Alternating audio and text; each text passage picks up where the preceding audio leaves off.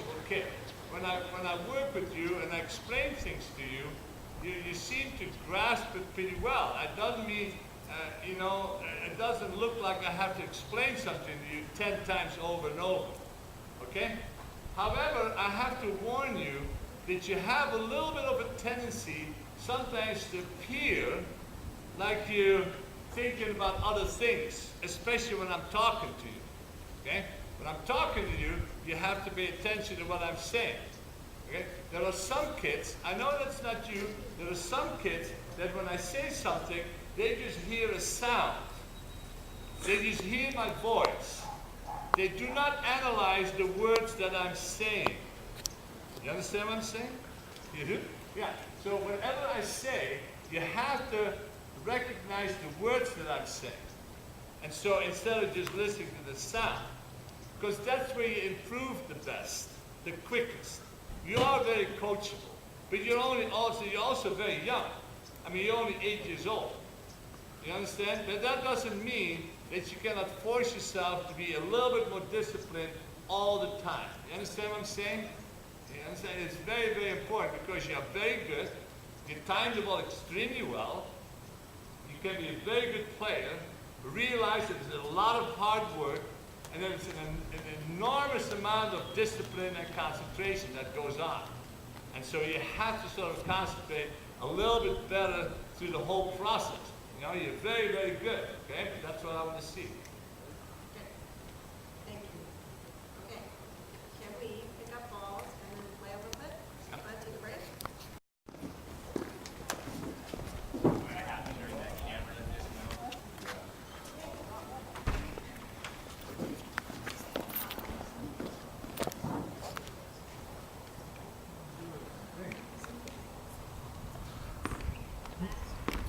Hey, where's my buddy? What do you want? Your microphone? The mic guy. Who's the mic? Where'd he go? Steve. And then where do you want to stand for your program? In the middle or over in the corner? Reverse.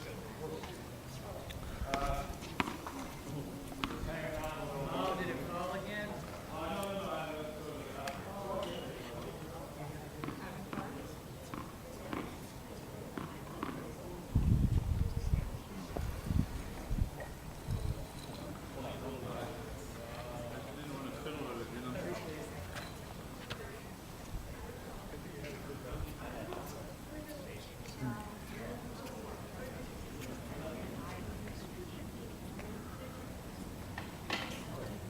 Let's see if I finish that drink. What did I do with it? I don't recall drinking. Did I drink it? Must have. Yeah? Huh? I drank it? Oh, I did. Well, I must have drank it fast, I think. Okay, I'm coming.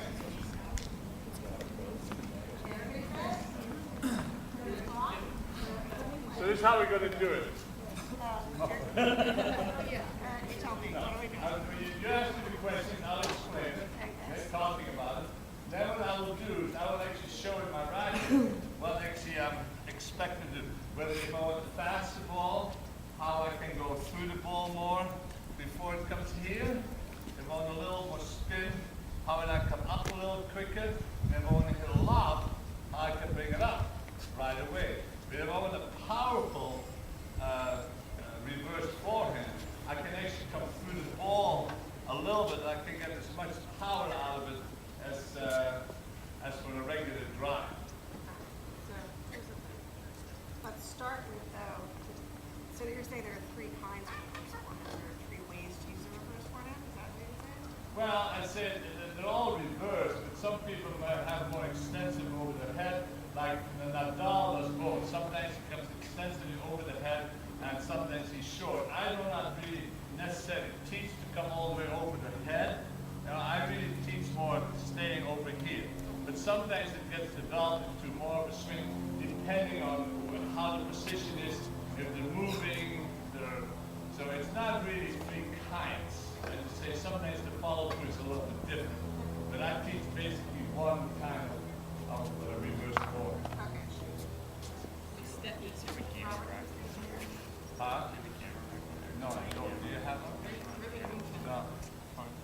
this is yours. No, I have a, I have a Wilson. I can use a Wilson. I mean, Giannis. Oh, there it is. You found it? Oh, thanks. Go ahead. I don't want you to lose your sponsorship, Robert. Huh? I don't want you to lose your sponsorship. Can you use it? Of course you can. Oh, okay, whatever. Yeah. Can you stand right here, please? Sure.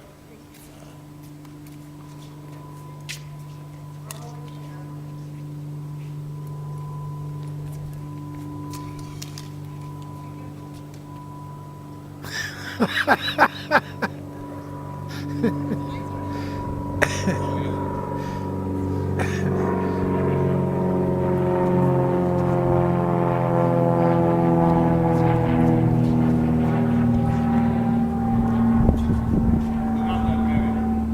This might be it. You can keep the dogs out of you, be a garden, not that. Okay, what do you want to know, sweetheart? I want to talk about the reverse forehand. It's a shot I've been longing for. Just tell me when.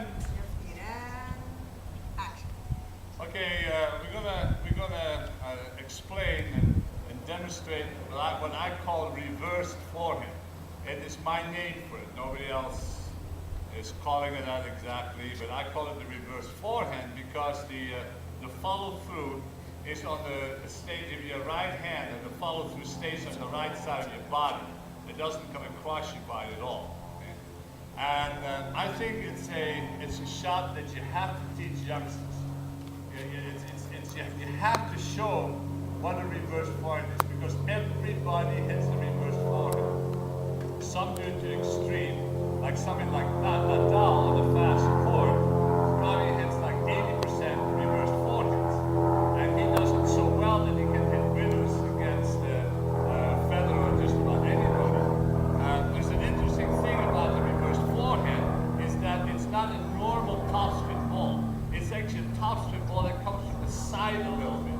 And so therefore the bounce of the ball is a little bit different than a regular topspin ball which comes sort of straight to you. So it bounces away from you.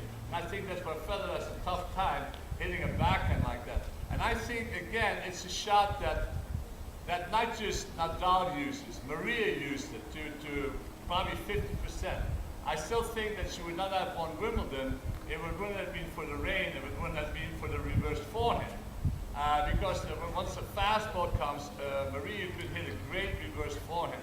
But like I said, everybody hits the reverse forehand, including Federer. And it comes to the point where you actually can hit reverse forehands approach shots. You can hit it out of the air with a reverse forehand.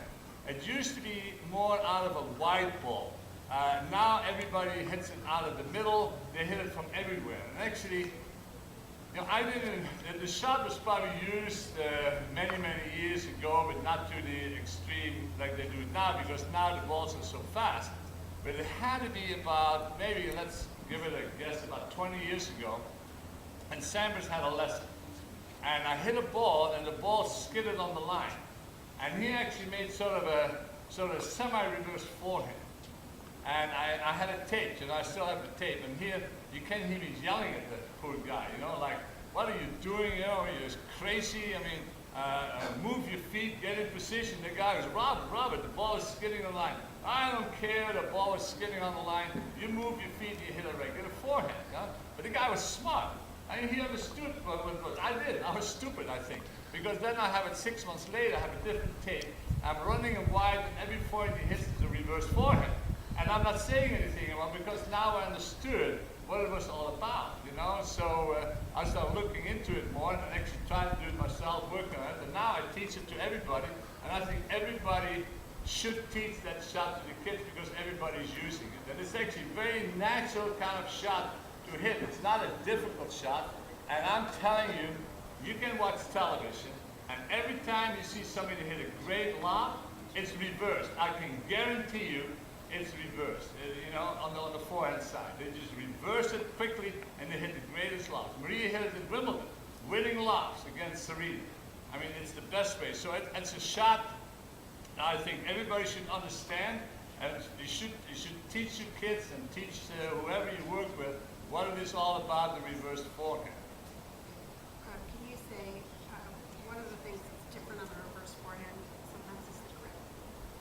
Okay.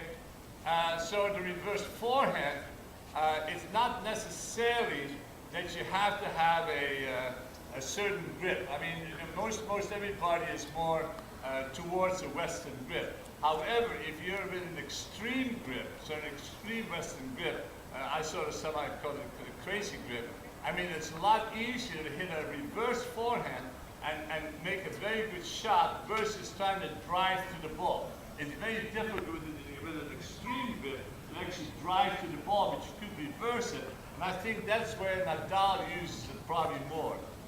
He uses it more because of the grip. Sampras used it because it worked for him, it was a great shot for him. Federer uses it, and Federer doesn't have an extreme grip, but he uses it. Nadal uses it more because it has something to do with the grip. And another thing about the reverse forehand is that you can actually hit the ball late. It's a shot that you can hit a little late and make a great shot out of it. And some people, because of the way the eyes are, and the focus is a little bit different, they focus a little late and they might hit the ball late.